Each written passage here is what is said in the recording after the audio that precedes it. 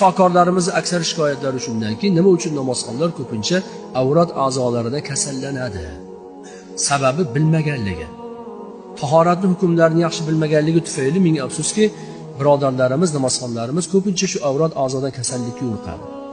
Yuvish shart deb biladida, shunaqa qishning sovuq kunlarida ham, mabodo ko'chada, musofirchilikda tahorat qilishga to'g'ri kelib qolsa ham, oqib turgan anhorning suvini olib bo'lsa ham muzhaq qiladi. Natijada kasallanadi. Bu 1-2-3 takrorlangandan keyin albatta kasallikka mubtalo bo'ladi. Shariatdachi bunaqa mashaqqat yo'q.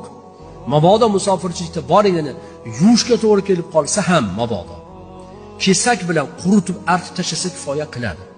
Sovuq suv bilan yuvgin degan buyruq yo'q. Suvni ichishga imkon bo'lmayaptimi? Demak, o'sha a'zoyingizni yuvmang. Kesakni o'zi bilan yaxshilab quritib tozalang. Bo'ldi, tamom, shu bilan kifoyalaning. Iliq suv sharoitga borganingizda keyin inshaalloh yuvib qo'yaverasiz. O'sha bilan hatto namoz o'qisangiz ham bo'laveradi.